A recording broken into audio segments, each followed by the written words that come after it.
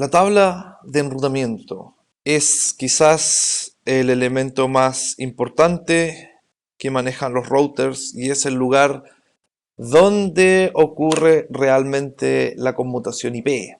En este capítulo vamos a averiguar o vamos a ver finalmente cómo ocurre el proceso de reenvío de paquetes IP a través de las interfaces de los routers. Cómo el router interpreta la tabla de enrutamiento, que es quizás el misterio más grande que guardan los routers. Y lo vamos a develar en este capítulo. Vamos a ver que dentro de la tabla de enrutamiento de un router hay distintos tipos de rutas. ¿Sí? Tienen niveles y se comportan de distinta manera. Vamos a ver cómo ocurre realmente la búsqueda en la tabla de enrutamiento y cómo finalmente son reenviados esos datos a las interfaces correspondientes. Piensen en algo antes de comenzar a ver esto. Si tenemos un router con múltiples interfaces,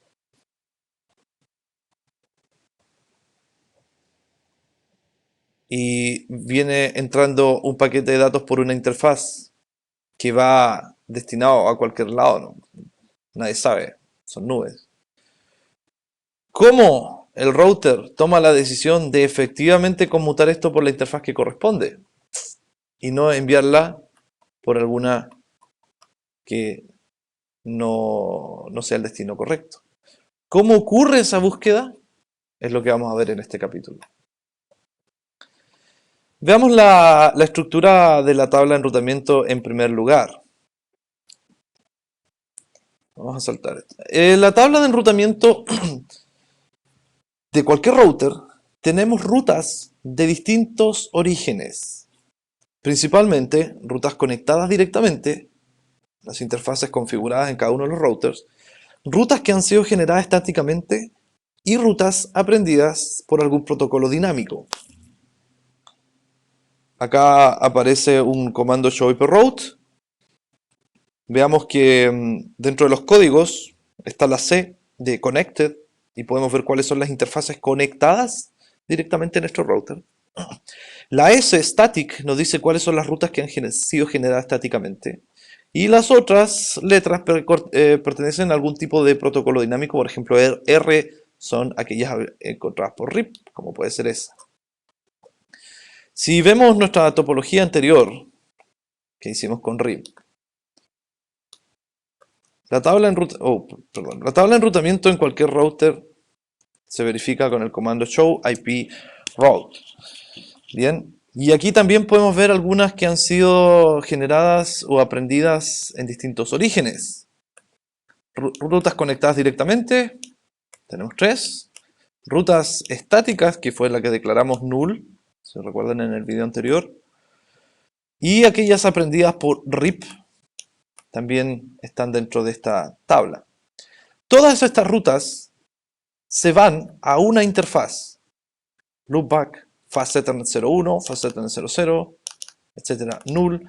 La decisión de cómo este router envía los datos hacia esa interfaz correspondiente es lo que tenemos que analizar en este capítulo. Así es que veamos en primer lugar que hay 3 orígenes de cuál pueden provenir las rutas. Importante es que en una interfaz, mientras esa interfaz esté apagada, esté en modo shutdown, no va a aparecer en la tabla de enrutamiento. Podemos comprobarlo. Vamos nuevamente a R1, show IP route, show IP interface brief. Vamos a ver nuestras interfaces. Veamos lo que ocurre con la loopback. Interface loopback 0, shutdown. Vamos a apagar. Show IP route. En nuestro show IP route, como nuestra loopback, que en este caso era la 10.001, no está prendida, por lo tanto el router no la va a agregar como conectada. Connected. Vean que en el comando anterior que ejecutamos, sí aparecía aquí, ahí aparecía conectada a la loopback 0. Como está en modo shutdown, esta vez no aparece. Si hago un debug IP routing para ver en tiempo real los mensajes de enrutamiento, Nuevamente voy a ir a la interfaz loopback 0 y la voy a encender. Notch down. Fíjense todos los mensajes que aparecieron. Se agregó a la tabla de enrutamiento inmediatamente.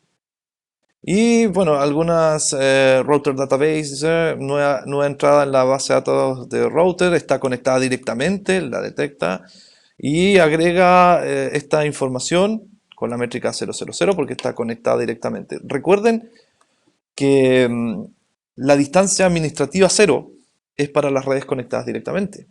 La distancia administrativa 1 es para las redes definidas en forma estática, ¿sí? Y aquí aparece, esta ruta fue agregada con métrica, aquí está la métrica 0 y la distancia administrativa también 0. Y si consulto nuevamente la tabla de enrutamiento, ahora sí apareció porque está en modo no shutdown. Así es que primera cosa importante a tener en cuenta. Bien. Importante que la tabla de enrutamiento de Cisco es una estructura jerárquica.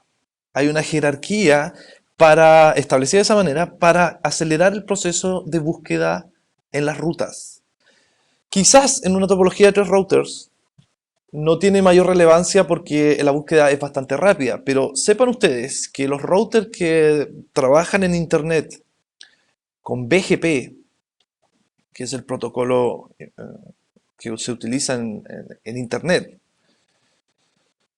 puede en algunos casos, en los routers más importantes de la red, en los backbone de Internet, puede llegar a almacenar entre 300 a 400.000 rutas en la misma tabla de enrutamiento. Imagínense ejecutar el comando show IP route y que salgan 400 o 350.000 rutas distintas. Naturalmente que el proceso de búsqueda tardaría mucho si es que fuese una estructura plana, y es por eso que se ha diseñado una forma jerárquica para acelerar esto.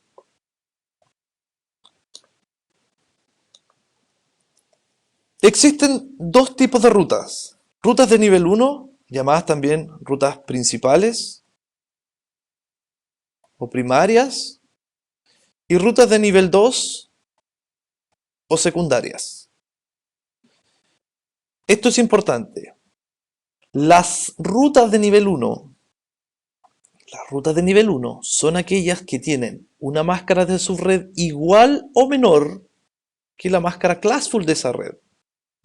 Por ejemplo, si tenemos 192.168.3.0, la máscara por defecto de esta red es 24, porque es una clase C. Y de acuerdo a esto sería una ruta de nivel 1 o ruta de nivel 2. Diciendo que la máscara de su red es igual o menor que la máscara classful de esa dirección de red. En este caso usamos una máscara 25, por lo tanto se considera una ruta de nivel 1 porque es igual, 24 es la máscara classful de esa red. Ahora si fuese la misma dirección, 3.0 con máscara 25, ¿sería nivel 1 o nivel 2? Sería nivel 2, porque ya la máscara es más grande, un número mayor, a la dirección de classful. Y la dirección 192.168.3.0.23, al ser una red sumarizada, sería también 1. Bien, así es que las rutas de nivel 1, como dice aquí, en primer lugar son todas las rutas por defecto, los default routes 0000, como aparece aquí, ¿sí? Son consideradas de nivel 1. Las rutas sumarizadas o superredes también son consideradas nivel 1, y voy a hacer un poco más de zoom, creo que fue demasiado. Voy a ajustarlo manualmente, 150.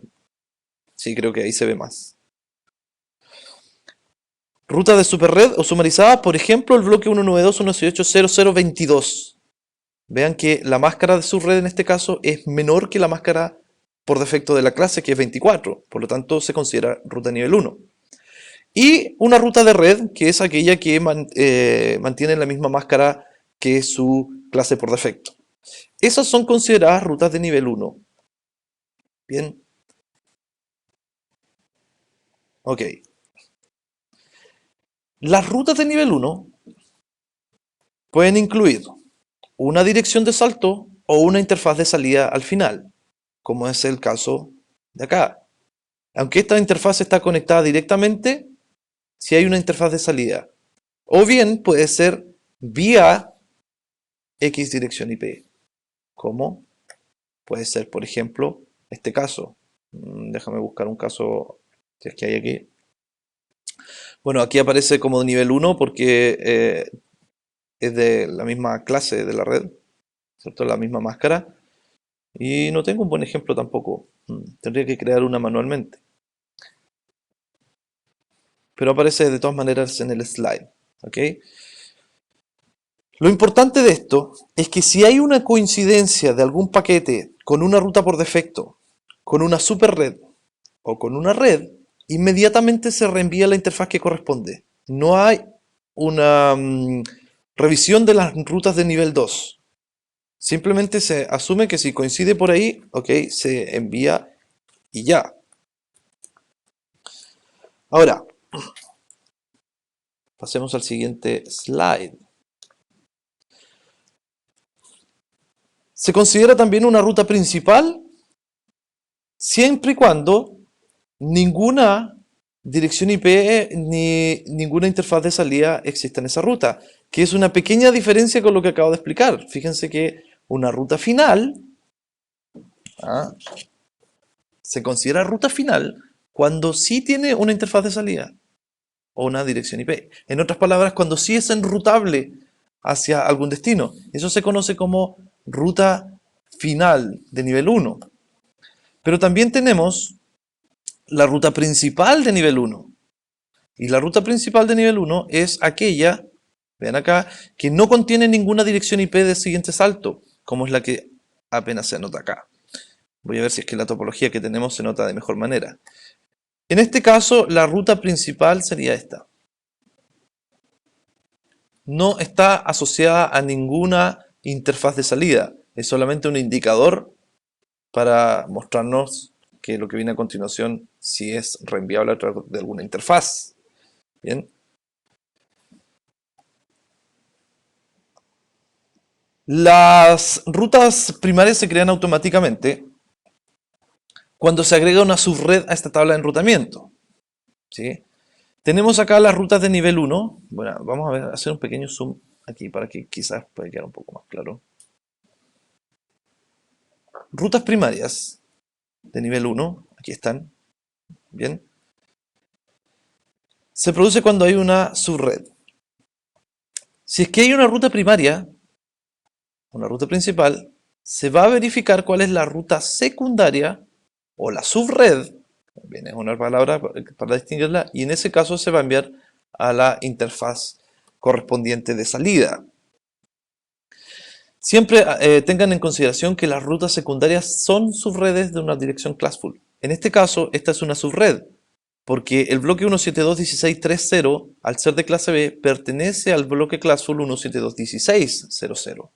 Bien, así es que si hay, nuevamente repito esto, si es que hay una entrada en la tabla de enrutamiento para una ruta por defecto, se va a ir por allá. Si es que coincide con una super red directamente, también se va a ir inmediatamente a la interfaz de salida. Si coincide con alguna red, classful, también. Bien. Pero si es que se trata de una subred, vamos a ver primero si es que existe la ruta principal. La ruta principal o el bloque classful. Y luego se va a ver la subred y se va a reenviar por la interfaz correspondiente. ¿Sí? Acá hay una pequeña muestra en la tabla de enrutamiento sobre esta relación primaria-secundaria. Tenemos la red primaria, es esta, la red principal, aquí está, que está dividida en distintas subredes y aparece conectada a través de la ruta secundaria que lleva a la interfaz fase 00. Las rutas secundarias siempre van a llevar la ruta de origen y la dirección de red. También se consideran rutas finales porque finalmente se envían a una interfaz, aunque sea una interfaz null, no hay problema. Las rutas finales, aprendan también esto, rutas finales son aquellas que contienen una dirección de siguiente salto o una interfaz de salida, es decir, que son efectivamente enviables. Miren este ejemplo. Analicemos bien lo que está acá. Aparece una red con clase considerada ruta de nivel 1, ¿sí? Porque es la máscara con clase. Aparece una subred, sin embargo aparece una subred 24 y esta es la máscara de subred para las interfaces, para las rutas secundarias, que es la que aparece a continuación. Y podría aparecer una segunda, una 172.16.4.0 también, sería 24. Si es que este bloque Classful fue dividido en subredes con la misma máscara, se le va a agregar un 24 acá para no tener que agregarlo abajo en cada una de ellas. ¿Ok? Entonces, déjenme limpiar un poquito esta pantalla. Ahí sí. Se considera que esta ruta secundaria también es una ruta final porque sí tiene una interfaz de salida, es decir, los paquetes que coincidan con eso, por ejemplo, algo que vaya a... Creo que estoy fuera de pantalla aquí, un poco mejor aquí. 172.16.3.27, si es que va a este host, se va a buscar por acá, va a haber una coincidencia. Sí hay una coincidencia con el bloque 172.16.00, pero esta red no lleva a ningún lado. No tiene interfaz de salida. ¿Qué es lo que se hace? Se pasa a la interfaz secundaria, a la ruta secundaria. Y la ruta secundaria, efectivamente hay un 3.0 y se reenvía por la interfaz FA00 del router. Ahora, si la dirección de destino de este paquete IP fuera 4.3, 172.16.4.3, va a ocurrir el mismo proceso. Se va a analizar primero esta red classful o ruta primaria, y al no tener una interfaz de salida vamos a saltar a la ruta secundaria, pero acá no hay ninguna entrada. Por lo tanto, este bloque no es direccionable. Este paquete no se reenvía a ningún lado. Bien, por eso se considera ruta final, en este caso la 3.0 y no la anterior.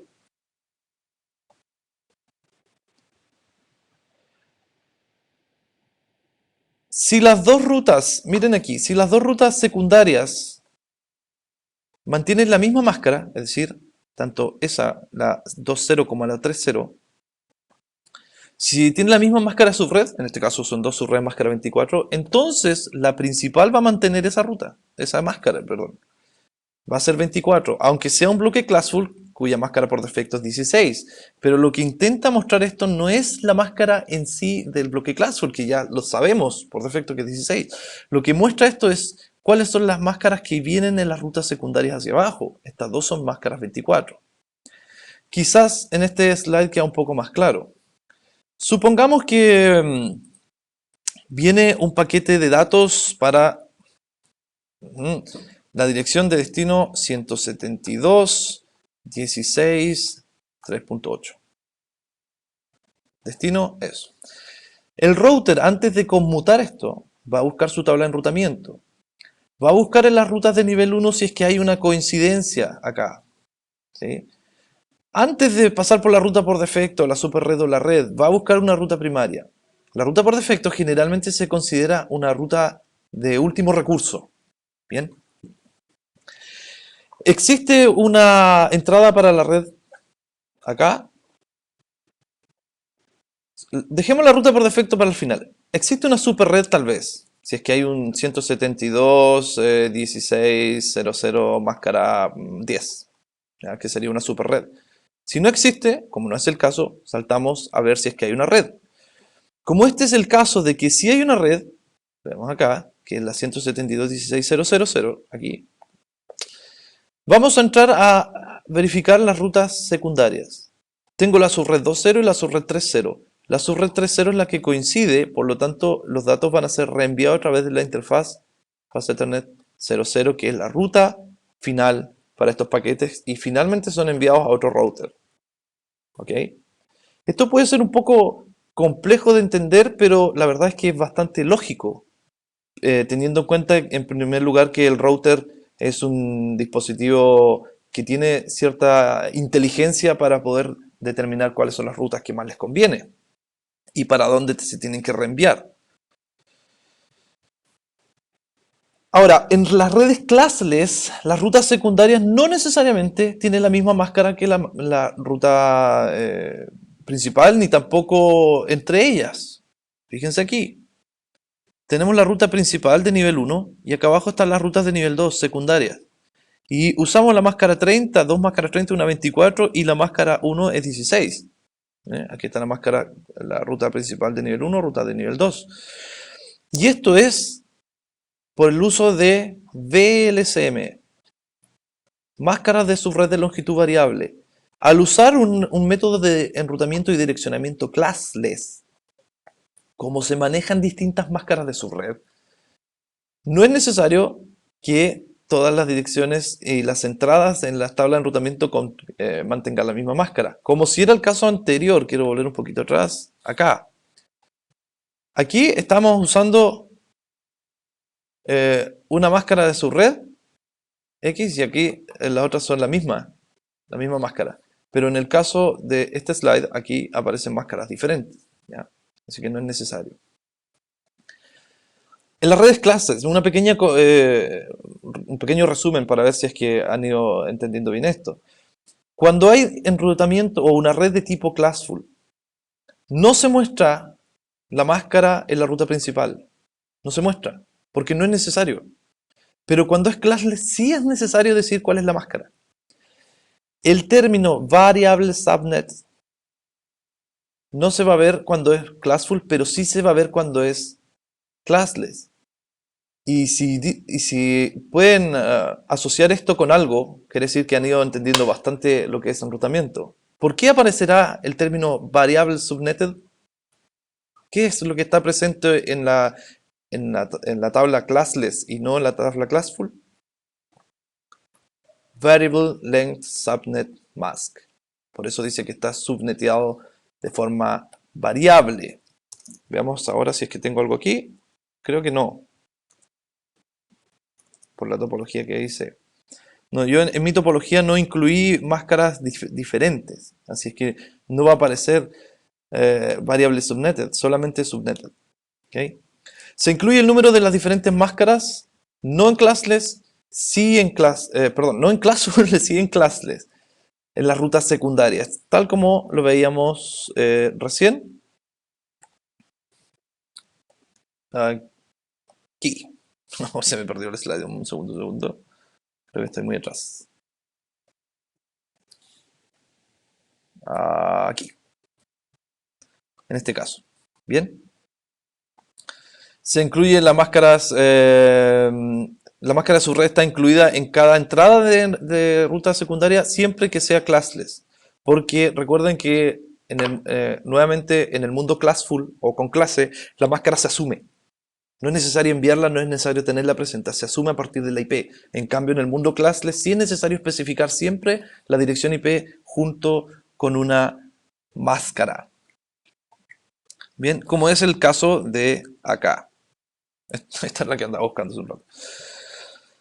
Aquí está la ruta principal. Esto se trata de una red classless. Aquí todo esto es un entorno classless. La red principal, que es con la clase, aparece 16, pero no es una red final, por lo tanto no tiene en la tabla de enrutamiento no tiene una interfaz de salida, como si lo tienen estas tres que son secundarias. Una va a la serial 000, serial 001 y fase Ethernet 00.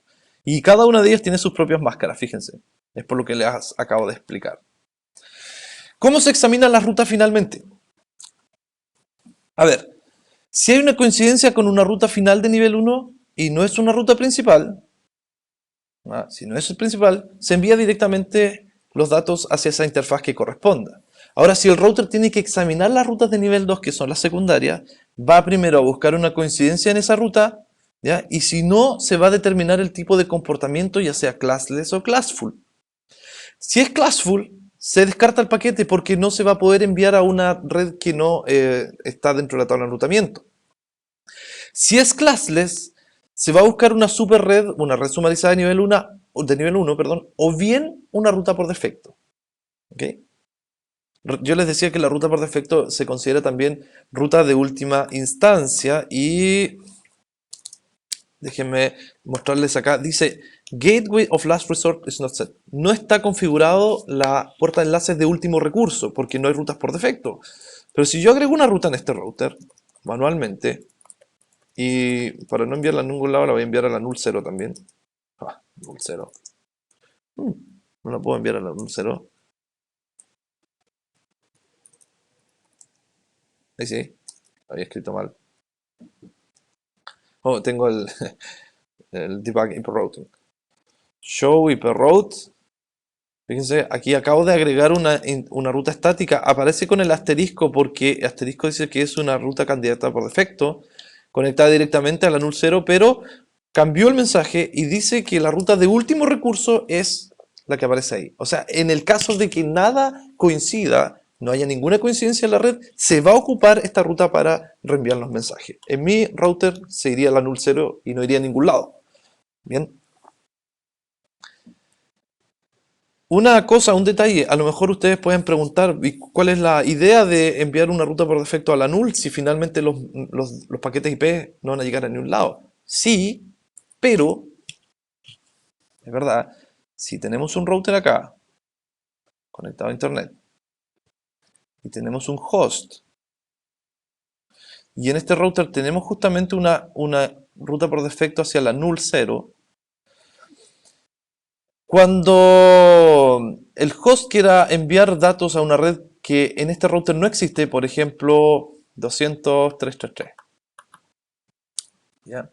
Y acá en el router 1 no hay una entrada para esta ruta particularmente, sino que hay una ruta por defecto a la null 0. Se van a enviar los datos a este router y él lo va a descartar inmediatamente y no le va a avisar nada a host. Pero si en esta red no existe esta null 0, no existe lo que yo acabo de crear en el router que les mostré en Packet Tracer, sino que derechamente no existe la red y no hay ninguna entrada en la tabla de enrutamiento que coincida con esta red, lo que va a hacer el router 1 es enviarle de vuelta un mensaje de tipo ICMP que diga host de destino inaccesible. Así que sí hay una leve diferencia.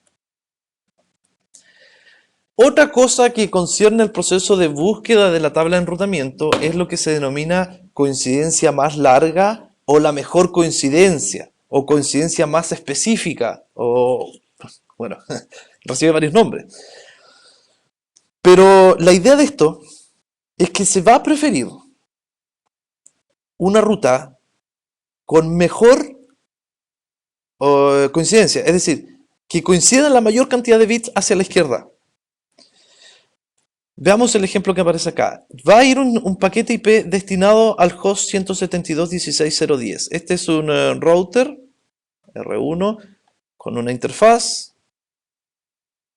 que vamos a suponer que acá tiene la interfaz 1, 2 y 3. Hagámoslo así, 1, 2, 3. ¿Okay? Cada una de ellas lleva algún otro método de enrutamiento. Esto se supone que era un router.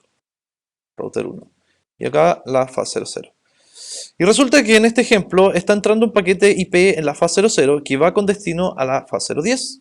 Vamos a suponer que esta es la interfaz 1, 2 y 3 de mi diagrama. Como existe una entrada para las 010, aquí en la ruta 1, también existe la ruta 2, también existe la ruta 3.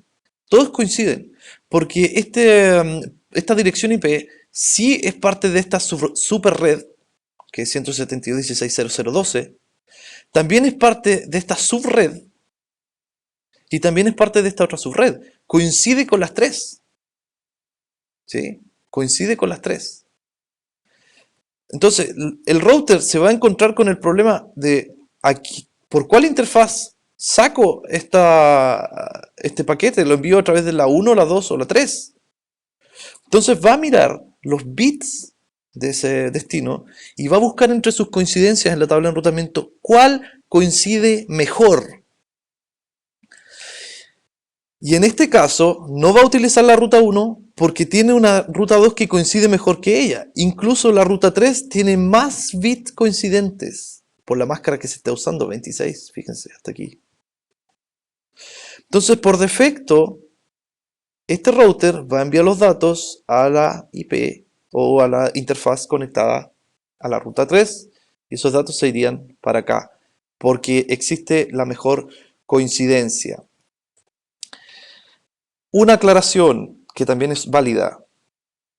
Dentro del criterio que tienen los routers para elegir la mejor ruta hacia un destino está, en primer lugar, la distancia administrativa. Recuerden que es el método que se utiliza si es que un router tiene múltiples métodos de enrutamiento. Por ejemplo, todo esto se arregla con un dibujo, ¿cierto? Aunque lo voy a hacer un poco más chico. Si es que este router 1 tiene 3 routers que lo acompañan, y esos 3 routers conectan con la red A. Y router 1 tiene que reenviar un paquete de datos hacia la red A, pero tiene 3 posibles destinos. Supongamos que acá en estos 2 routers estamos hablando RIP. ¿Ya? Y en este router de acá estamos hablando OSPF.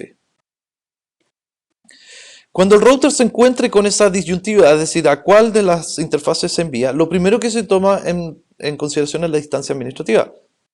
¿Cierto? RIP es 120, voy a anotar en algún lado, 120, OSPF 110, por lo tanto, en primera instancia se preferiría la red de allá.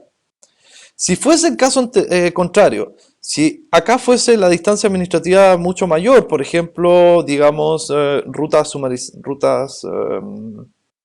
externas EIGRP, que son 170, ¿ya? Si esto fuese EIGRP externo. El router va a decir, ok, me conviene más irme por RIP, porque la distancia administrativa es menor, pero tengo 2 rutas acá adentro, por lo tanto voy a usar la métrica más baja, es decir, acá tengo 1 o 2 saltos y acá tengo 1 y voy a usar finalmente este enlace. Eso es así, distancia administrativa versus métrica. Y existe una excepción a ese comportamiento, que es cuando una ruta coincide la mayor cantidad de bits, no le va a importar al router si se va por RIP, no le va a importar si se va por OSPF o si se va por ruta estática. No va a mirar la distancia administrativa, va a mirar la mejor coincidencia. Y es probable que por esa razón, aunque esté configurado RIP en este enlace y OSPF en este otro, siendo que OSPF tiene mejor distancia administrativa, puede que incluso se vaya por RIP debido a que esta ruta de acá, que ya no se ve nada en mi ejemplo, pero en esta ruta puede haber una mayor coincidencia de bits, así que la coincidencia más larga es la que manda en primer lugar en la tabla de enrutamiento. ¿Ya? Para esta coincidencia, en primer lugar, tiene que haber una coincidencia entre la ruta y la IP destino. Aquí está un poco con unos colores un poco malos, pero veamos. Veamos los bits que coinciden aquí. En este caso el destino es 192.168.1.2 y acá la ruta de nivel 1 solo coincide el primer bit. No coincide, la máscara dice que es de 16 bits, por lo tanto los primeros 16 deben coincidir, así que el router va a omitir esta ruta. No va a enviar este paquete IP a este destino por esta interfaz, porque no coincide en absoluto a nivel binario. Se busca una dirección IP aquí tenemos un ejemplo donde aparece mucho más claro esto. ¿Okay? Vean que la ruta de nivel 1 ahora sí corresponde a una coincidencia más larga, porque coinciden los primeros 24 bits. Es decir, se trata de una red que sí nos sirve, porque la máscara está mandando eso. Así es que el router va a tomar la decisión de enviar este paquete IP a través de esta ruta de nivel 1.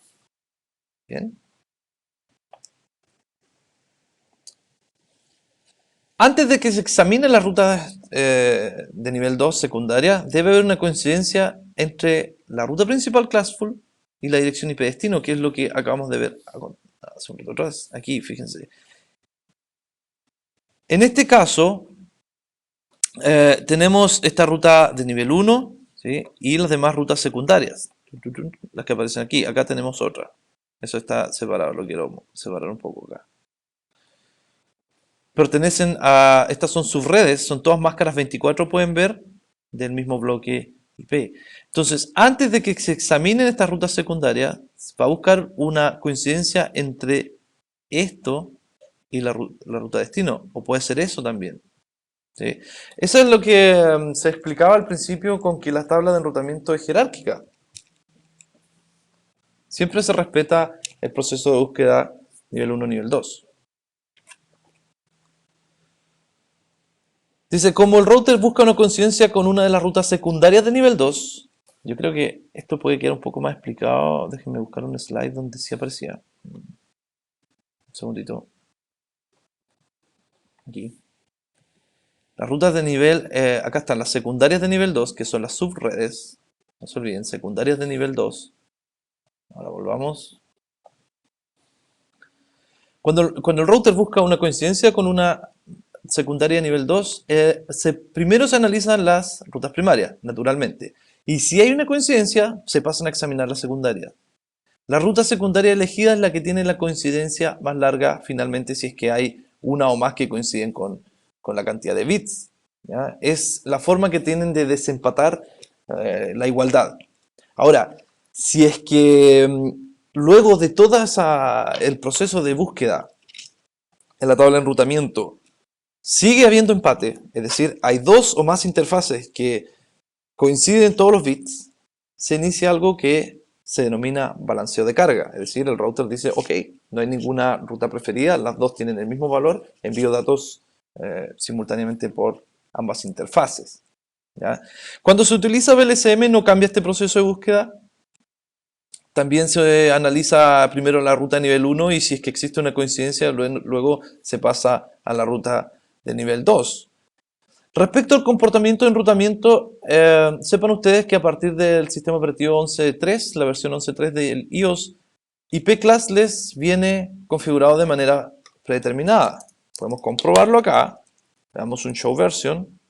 Show version nos dice que este es el 12.3, por lo tanto debe venir el comando IP classless, show run. Veamos. Ahí está, ¿lo ven? IP classless. Eso viene preconfigurado en el router, no es necesario hacerlo. Pero en algunos laboratorios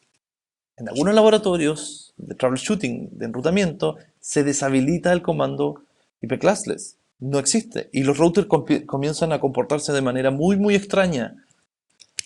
Hay que fijarse siempre si está activado el enrutamiento classless. Para que funcionen las redes no contiguas, para que funcionen las superredes CIDR y también el uso de VLCM. Bien. En resumen de este capítulo, la tabla de enrutamiento contiene tres orígenes de los cuales se pueden aprender rutas, es decir, las redes conectadas directamente siempre y cuando estén en no shutdown. ¿Recuerden? Si están en shutdown, no se muestran. Rutas estáticas que hayan sido ingresadas mediante el comando iproute. Y rutas aprendidas por algún protocolo de enrutamiento como RIP, OSPF, EGRP, etc.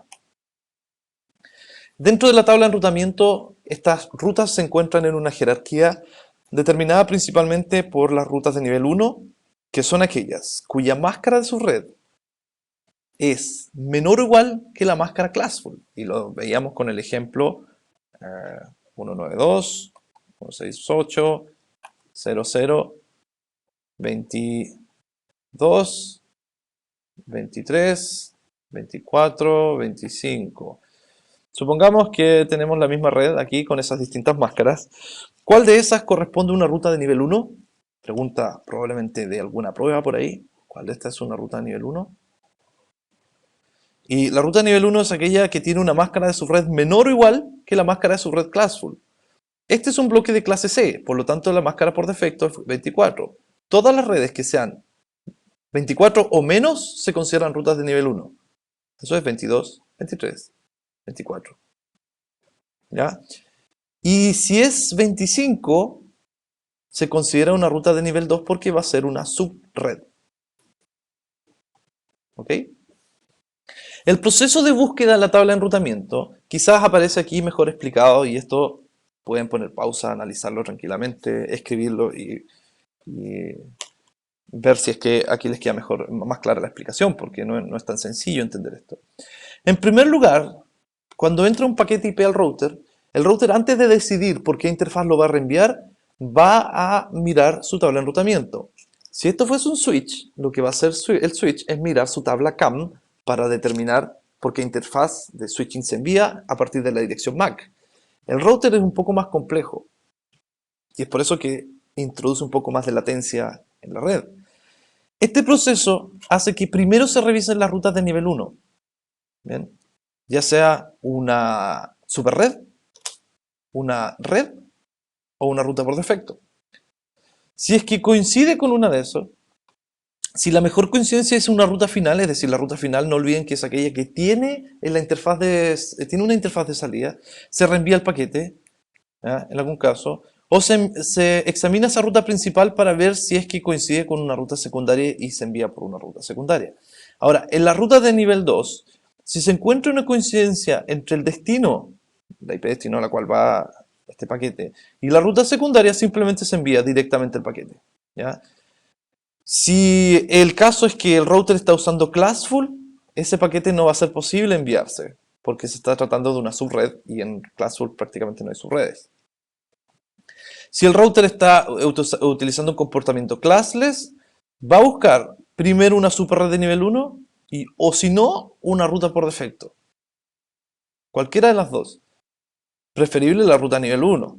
Si encuentro una coincidencia, ya sea en la misma ruta nivel 1 o en una ruta por defecto, se reenvía a donde corresponda. Y si no hay ninguna coincidencia, o porque por ejemplo el router no tiene una default route, ese paquete simplemente se descarta. Comportamientos de enrutamiento quiere decir si es que acaso el router es classful o classless, y está dado principalmente por el uso del comando noipclassless aquí, para convertir el router en un router classful. Y aquí no se buscará más allá de las rutas secundarias. Ahora, si es classless, el router hará una coincidencia, tratará de buscar los bits más coincidentes para hacer el reenvío de sus paquetes IP. Muy bien, este ha sido un capítulo un poco complejo. Les sugiero que profundicen esto con la lectura de la currícula CCNA, porque en algo menos de una hora no se puede explicar tan bien como se quisiera este concepto. De todas maneras, que es importante para comprender finalmente cómo funcionan los routers. Muy bien, con esto terminamos esta sesión y nos vemos en la próxima.